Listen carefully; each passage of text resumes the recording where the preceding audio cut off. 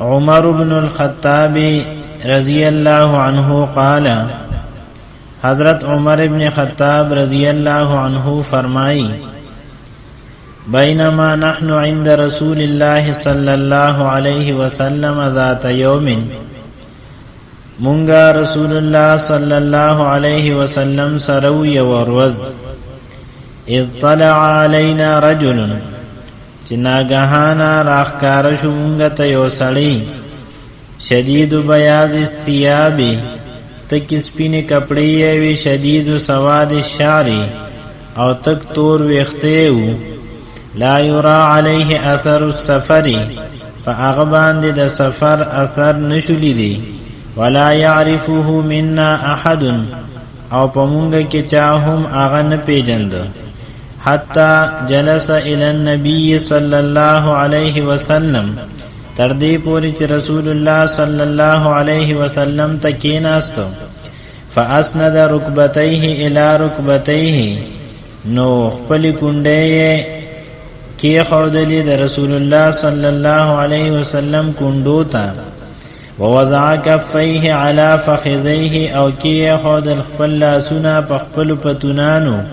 یاد رسول اللہ صلی اللہ علیہ وسلم پتونانو وقال او ویل یا محمد اخبرنی عن الاسلام اے محمد صلی اللہ علیہ وسلم ما تخبر راک دا اسلام پبارکی فقال رسول اللہ صلی اللہ علیہ وسلم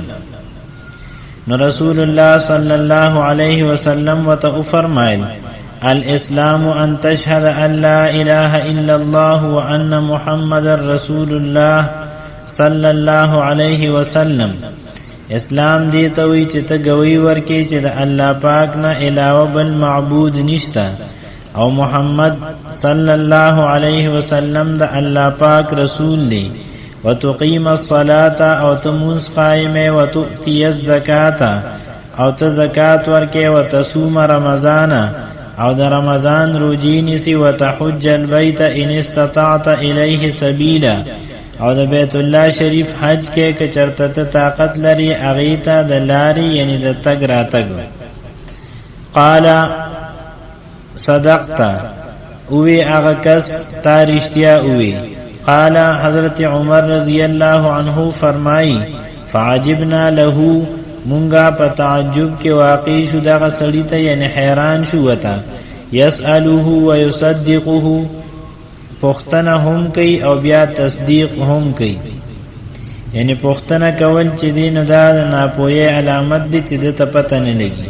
او تصدیق دا پوی علامت دی چی دتا پتا لگی نمونگا پا دی وجہ حیران شو قال اوی دا غسلی فاخبرنی عن الایمانی ما تا خبر را کد ایمان پا بارکی قال نو فرمائل وت رسول اللہ صلی اللہ علیہ وسلم ان تؤمن باللہ ایمان دیتوی چتا یقینو کہ ایمان روڑی پا اللہ پاک باندی وملائکتی و داغ پا فرشتو و کتبی و داغ پا کتابونو ورسولی و داغ پا رسولانو باندی والیوم الآخری او پا رستے ارز یعنی دا قیامت پا ارز باندی و تؤمن بالقدری او تا ایمان روڑی پا تقدیر باندی خیری و شرری دا اغی پا خیر او پا شر دوارو قال صدقتا اوی دا غسلی تا رشتیا اوی قال فاخبرنی عن الاحسان اوی دا غسلی پس ما تا خبر راکا دا احسان پا بارکی قال رسول اللہ صلی اللہ علیہ وسلم رسول اللہ صلی اللہ علیہ وسلم وتفرمائل ان تعبد اللہ کانک تراہ احسان دیتوی چت دا اللہ پاک عبادتو کی داسی چتیوینی فإن لم تكن تراه فإنه يراك کتا آغا نوین بیشک آغا تابینی قال فأخبرنی عن الساعة دا سڑیوی ما تا خبر را کدا قیامت مبارکی قال ما المسؤول عنها بأعلم من السائل وی رسول اللہ صلی اللہ علیہ وسلم ندی آغا کس چی سوال تکلی شوی دی زیاد خبردار دا آغا کس نا چی سوال کون کی دی یعنی دا سوال کون کی او دا چانا چی سوال شوی دی دا دوارو علم دا قیامت پا بارکی یو برابر دی یعنی نشتا قال فاخبرنی عن اماراتها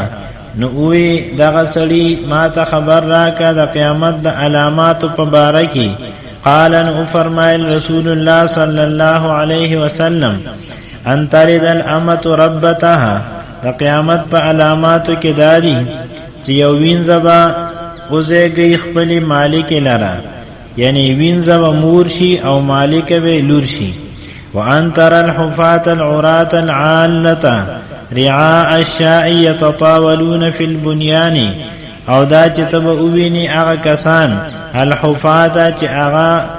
بے پیزار دي، العراة او بغیر کپړو دي، العالة او فقیران دي، رعاء الشاء او دا چیلو سرون کی دی، یتطاولون فی البنیان دی با دا یوبل اوچتی عباده کی، یعنی یوبل سر با دا عبادو او دا بلڈنگونو پا جوڑول کی سیالی کی، تنافس بکی. قال فرمائی حضرت عمر رضی اللہ عنہ ثم انطلقا، بیا دغه سړی لاړ، فلبثت مليا نمالګ وخت تیر کو. ثم قال لي بیا ما ته فرمایل رسول الله صلی الله علیه وسلم یا عمر اتدري من السائل، اے عمر ته پته لګی چې دا سوال کوون کې څوک؟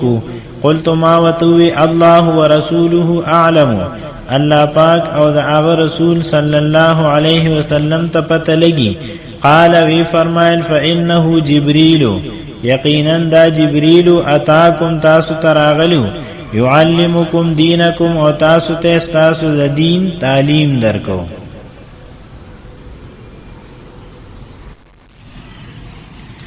دا حدیث مبارک د صحیح مسلم دی او په صحیح بخاری او صحیح مسلم کی عمدہ روایت د ابو هريره رضی الله عنه نه هم نقل شوی. په دې حدیث مبارک کې سائل سوالونه کړي دي او رسول الله صلی الله علیه وسلم د هغه جواب فرمایلی دي. په دغه جوابونو کې د پنځو امور وضاحت دي،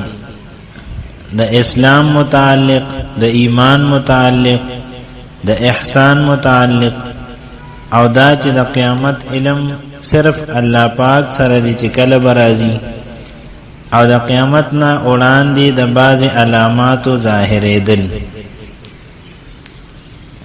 د اسلام اصل معنا ده خپل ځان چاته حواله کول او د هغه مکمل تابعدار جوړېدل. دا الله پاک د طرف نه چې د الله پاک پیغمبرانو کوم دین راوړي دي نو هغه ته اسلام وایي، او د هغه وجه دا ده چې په دې کې بنده خپل ځان مکمل طور الله پاک ته حواله کوي او د الله پاک اطاعت او فرمان برداری دا د خپل زندگی دستور جوړي، او همدا د اسلام حقیقت دی. او د دې مطالبه شوی ده زمونږ نه.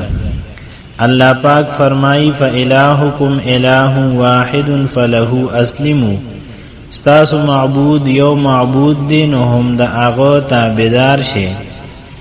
بل ځکه اللہ پاک فرمائی وَمَنْ أَحْسَنُ دِينًا مِّمَّنْ أَسْلَمَ وَجْهَهُ لِلَّهِ، د هغه چا نه ښکلی دین د چا کیدی شي چې څوک خپل ځان الله پاک ته حواله کړي.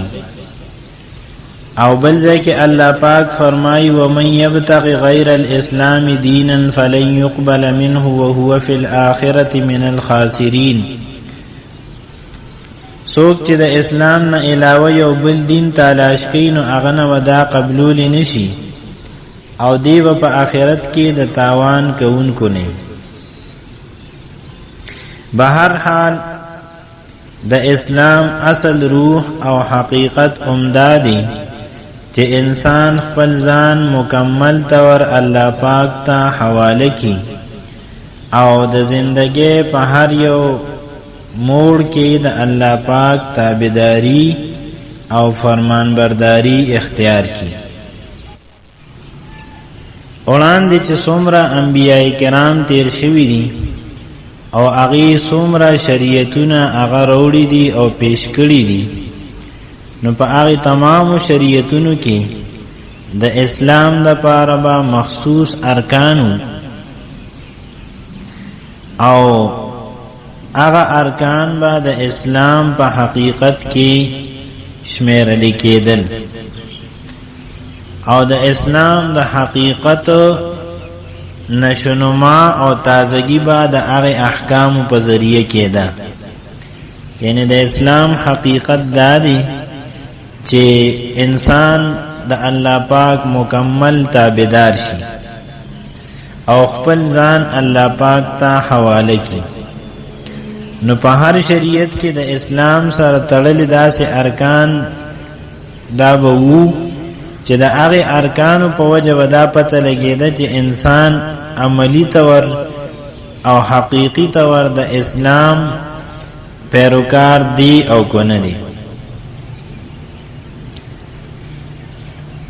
او د دغه ارکانو په وجه باندې با په ظاهر کې دا فرق کېده چې دا د اسلام پیروکار دی، منون کې دی او دا نه دی. همدغه شان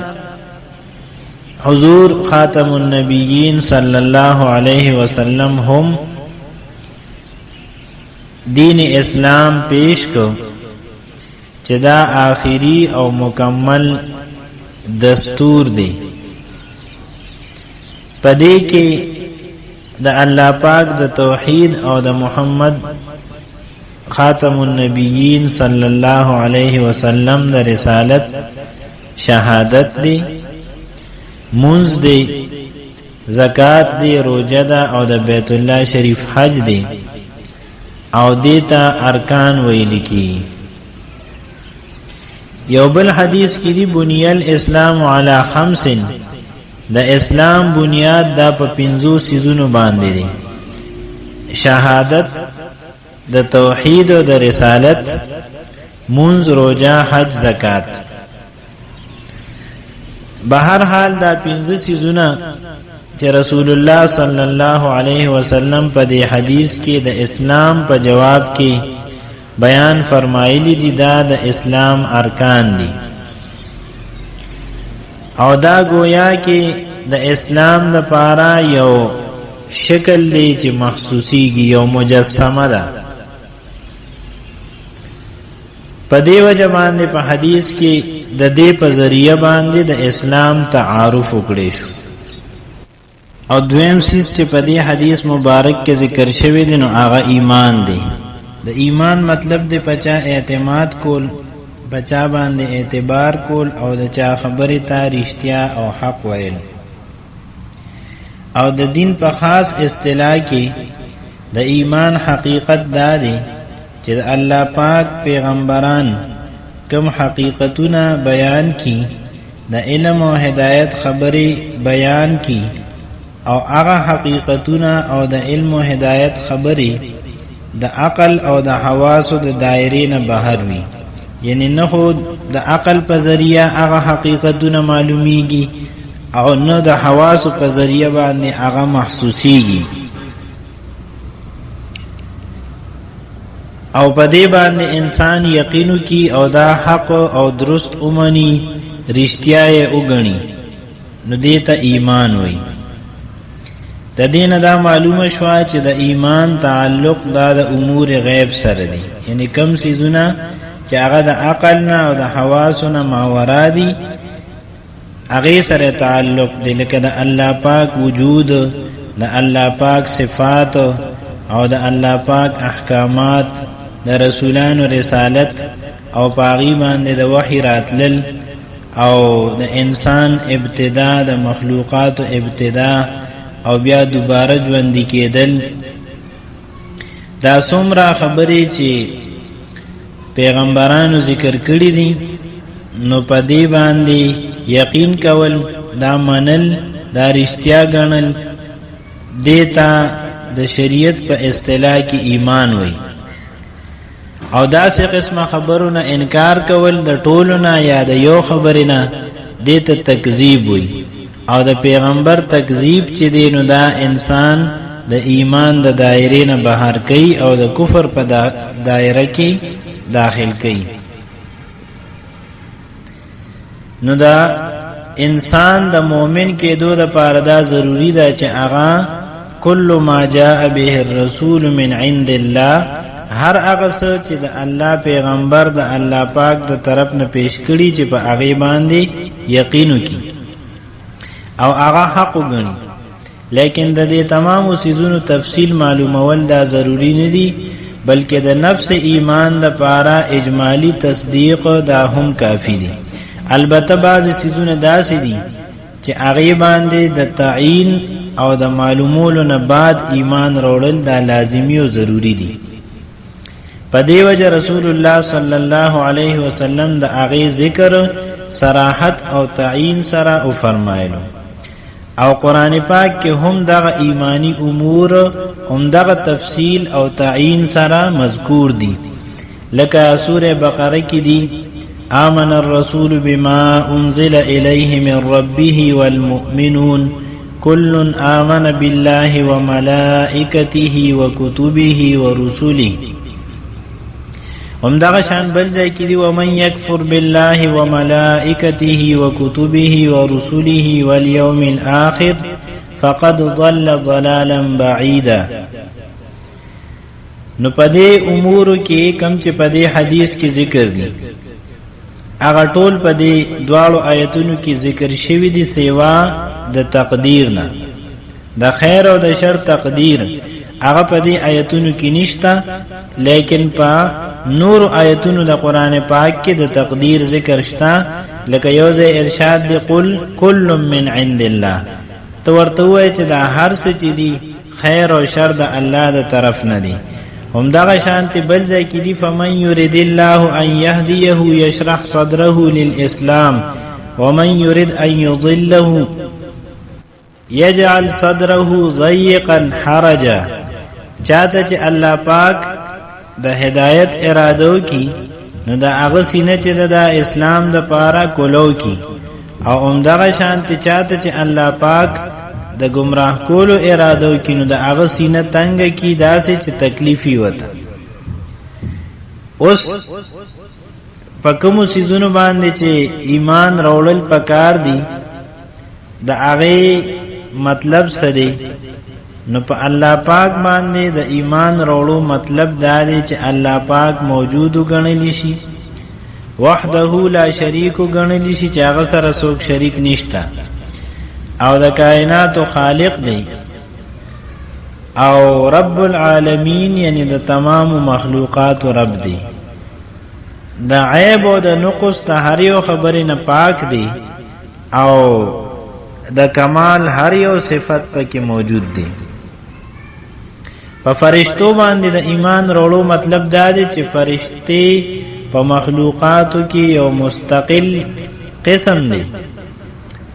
او دا موجود دی، او دا الله پاک پاکیزه او محترم مخلوق دی. د شرارت د نافرمانه او بغاوت ماده پکې بالکل نشته، بلکې د فرشتو کار صرف د الله پاک بندگی او اطاعت دی. او چې دا غي کوم کارونه دي نو هغه سر ته رسي.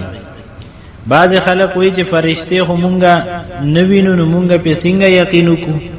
نو ډیر سيزونه داسې دي چې هغه مونږ وینو نه، لیکن مونږ په هغه یقین کوو. لکه جراثیم دي نو هغه مونږ په سترګو نشو لیدي، لیکن مونږ په هغه باندې یقین کوو. زمونږ سترګې د جراثیم لیدلو نه عاجز دي، لیکن د خوردبین په ذریعہ مونږ هغه لیدي شو. او باقی د انسان علم چې دی نو هغه محدود دی. وما اوتیتم من العلم الا قلیلا، تاسو ته چې کوم علم درکړی شوی دی نو هغه ډیر کم دی. په دې وجه د فرشتو د وجود نه انکار کول چې مونږ وینو نه دا درسته خبره نه ده او دا دلیل نه دی. نه لیدل د فرشتو دا نه موجود کېدو دلیل نه دی. او دا الله پاک په کتابونو باندې د ایمان وروړو مطلب دا دی چې الله پاک وخت په وخت باندې دنیا ته انبیاء کرام را لېږلي دي او هغه انبیاء کرامو له د هدایت پیغامات ورکړي دي په هغه کې د ټولو نه آخر او د ټولو خاتم چې دینو دا قرآن مجید دی چې دا اولنو تمامو کتابونو تصدیق کوونکی دی یعنی په مخکینو کتابونو کې چې کومه خبرې داسې وي چې د هغه تعلیم او تبلیغ دا همیشه د پاره او په هر زمانه کې ضروری دي نو په دې قرآن پاک کې هغه تمام خبرې نقل شوي دي گویا کې دا د تمام آسمانی کتابونو په ضروری مضامینو باندې مشتمل دي او چې څوک په دې باندې عمل کوي او دې پس رواني نو دا مستغنی کون کې دی غلرا د تمامو باقی کتابونو نه او چونکه هغه کتابونه اوس محفوظ نه دي په دې وجه باندې صرف دا قرآن پاک چې دینو دا کتاب هدایت دی او دا د ټولو قائم مقام دی د ټولو نزیات مکمل دی او آخر وخت پورې د دې د حفاظت ذمہ داری دا الله پاک په خپل اغشت ده الله پاک فرمای انا نحن نزلنا الذکر وانا له لحافظون دا ذکر یعنی قرآن پاک امونگا نازل کړی دی او خاص امونگا د دې حفاظت کوونکی د الله پاک پر رسولانو باندې د ایمان وروړو مطلب دا دی چې په دې خبره باندې یقین وکړي شي چې الله پاک د خپل بندګانو د هدایت او راهنمایۍ لپاره وخت په وخت باندې په مختلفو علاقو کې خپل خاص او غوره بندګان د خپل هدایت او د خپل رضا د قانون سره را لېږلي دي او هغه پورا امانت او دیانت سره د الله پاک دغه پیغام خلقو ته رسول دي او په نیغ لار باندې د خلقو دراوستلو پورا کوشش کړي او دا ټول د الله پاک خاص او رښتینی بندګان او پدې کې د بعض حالات په قران کریم کې الله پاک بیان فرمایلی دي او بعض داسې دي چې د هغه بیان هغه نه دي شوی منهم من قصصنا عليك ومنهم من لم نقصص عليك بعض داسې دي چې د هغه بیان مونږ ته کړی دی په قرآن پاک کې او بعض داسې دي چې مونږ ته د هغه بیان نه دی کړی به هر حال د الله پاک دغه تمام رسولانو تصدیق کول او په حیثیت دا رسالت باندې د هغه پورا احترام کول دا د ایمان په شرایطو کې او دې سره سره په دې خبره باندې هم ایمان راوړل ضروری دي چې الله پاک دغه سلسله د نبوت او د رسالت په حضرت محمد مصطفی صلی الله علیه وسلم ختمه کړی ده او حضور صلی الله علیه وسلم خاتم الانبیاء او د الله پاک آخری رسول دی او اوس قیامت پورې چې څومره انسانان پیدا کیږي نو هغه د خپل نجات او د فلاح او کامیابی د پاره د حضور صلی الله علیه وسلم اتباع کوي او د حضور صلی الله علیه وسلم د هدایت نه با استفاده کوي د ایمان بالیوم الاخر مطلب دا دی چې انسان په دې خبره یقینو کې چې دا دنیا به یو ورځ یقیني تور فنا کیږي او د اغین بعد به الله پاک په خپل خاص قدرت سره تمام مړی چې دینو دا ژوندۍ کوي او بیا چې چا سکړی وي په دنیا کې نو د هغه مطابق سزا او یا انعام به ورته ورکول کیږي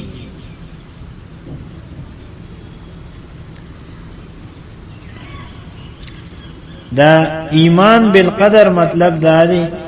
چې انسان په دې خبره یقینو کې او دا اومني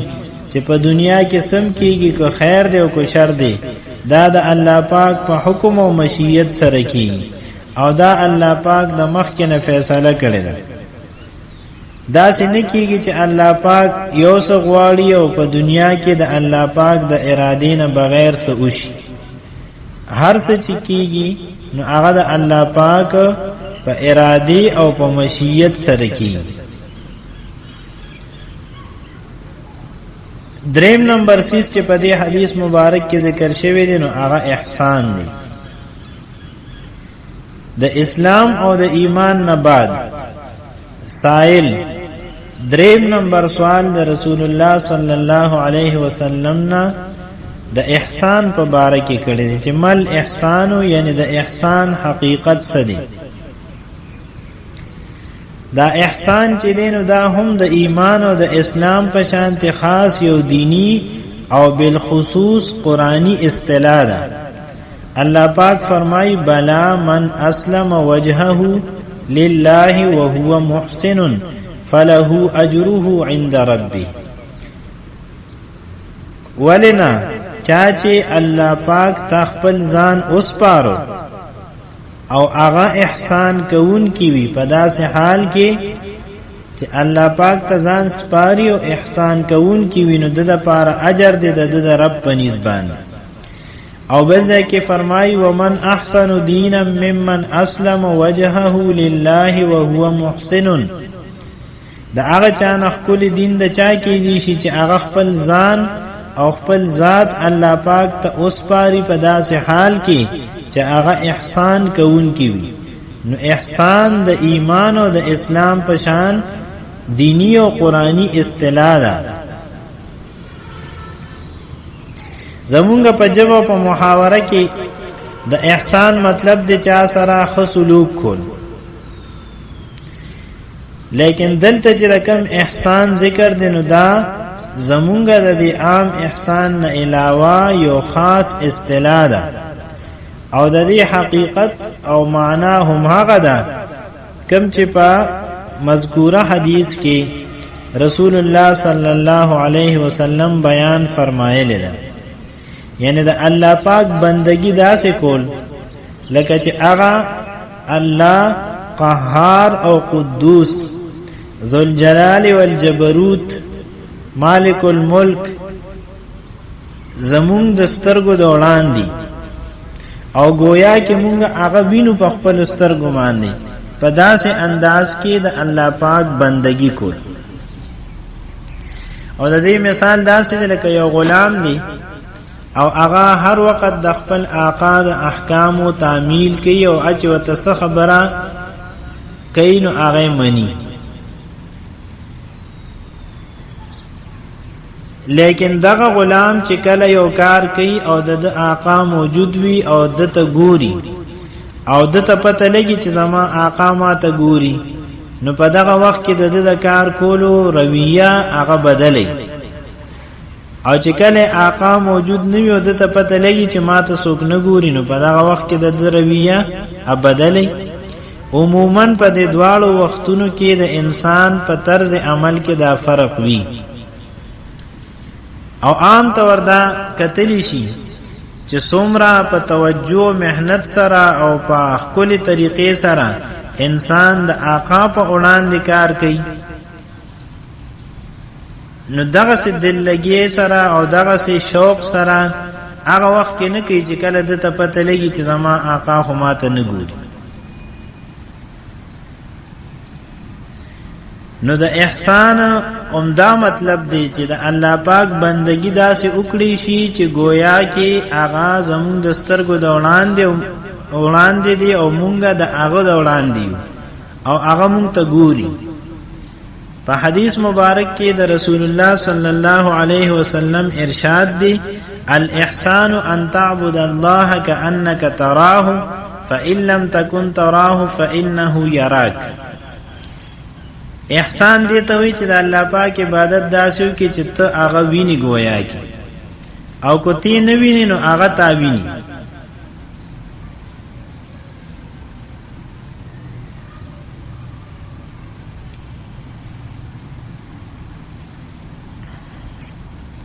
سلورم نمبر 6 چې په دې حدیث مبارک کې ذکر شوی دی نو هغه قیامت دی.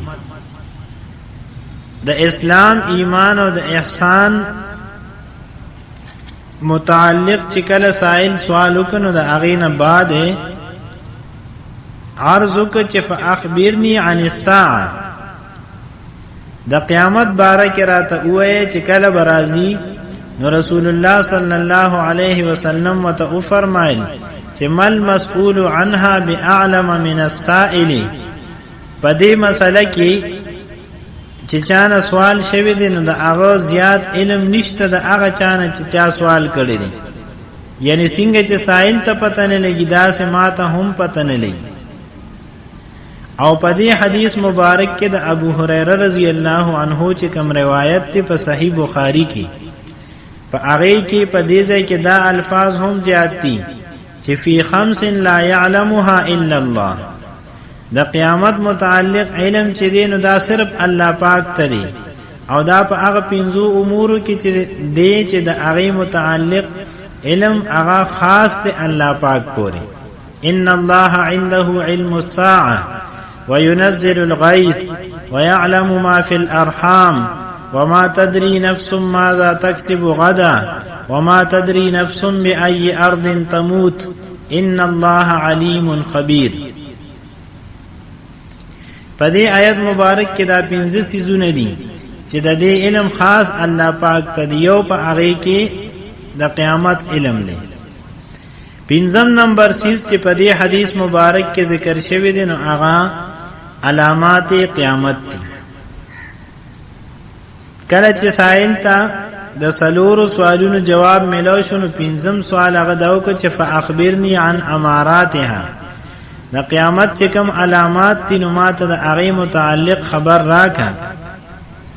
نو رسول الله صلی الله علیه وسلم د دې په جواب کې دوه خاص نخې دا ارشاد فرمایلی. یو دا چې وینځبا خپل مالک او خپل آقا چې دینو هغه اوځيږي. او دویم دا چې نادار غریب او بغیر لباس والا او اوږي خلق چې د اغي کار هغه چيله وغيرها سرولو اغي بلوي امارتونه جوړي او د یو بل نه پاغي کې وړاندېواله کوي. نو دالون به نشانی چې رسول الله صلی الله علیه وسلم فرمایلی ده. د دې تشریح په څو طریقو سره دا شارحینو د حدیثو هغه بیان کړی ده. او په هغه کې د ټولو نه راجح توجیه هغه ده چې د قیامت نږدې به مور پلار نافرمانی عام شي تر دې پورې چې جنکه چې د دې په طبیعت کې د مور پلار فرمانبرداری او وفاداری وي. دی به هم د مور په مقابله کې دومره سرکشي اختیار کی چې یو خدا چې د هغه خبره بنمني بل دا چې الټا په هغه باندې خپل حکمونه چلی. لکه څنګه چې یو انسان یو وینځ واخلي او په هغه باندې حکمونه چلی نو لور با مور سره هغه سي سلوک کوي. او د دې مضمون د بیانولو د پاره حضور صلی الله علیه وسلم دا عنوان او دا محاوره استعمال او فرمایله چې یو وینځبا خپل آقا او خپل مالکا اوځيږي. یعنی د خزینه چې کومه لور پیدا شوی هغه لور به د خپل مور سره داسې سلوک کوي لکه څنګه چې یو آقا او مالکا خپل وینځ سره سلوک کوي. او دویمه نشانی چې حضور صلی الله علیه وسلم او فرمایله نو هغه دا چې اوګه خلق بجامو خلق چې غریب چيله بکره سرولي غریب لویل محلونه جوړي. پدې کې دې طرف ته اشاره ده چې قیامت ته نږدې به دا دنیوي دولت او دنیا او د معیشت په اعتبار اوچتوالی دا به هغه خلقو ته ملوي شي چې هغه به د دې اهل نوي او هغه به صرف لوی امارتونه جوړي او په خپل سرمایا او مال او دولت باندې به فخر کوي او د یو بل نه د وړاندې کېدو کوشش وکړي. یو بل حدیث مبارک کې هم دا مضمون په دې الفاظ باندې بیان شوی دی چې اذا وسد الامر الى غیر اهله فانتظر الساعه، چې کله اختیارات او لوی عہدے او منصبونه داسې خلقو ته حواله شي چې هغه د دې اهل او لایق او مناسب نوي، نو د قیامت انتظار کوا، یعنی دا د قیامت په علاماتو کې دي. کله چې دغه سائل پاسې د مجلس نه لاړ، نو رسول الله صلی الله علیه وسلم او فرمایل چې دا سائل چې دی نو دا جبرئیل امینو او د سائل په شکل کې راغلو او د سوال جواب په ذریعہ باندې صحابه کرامو ته د دین تعلیم او تذکیر ورکو.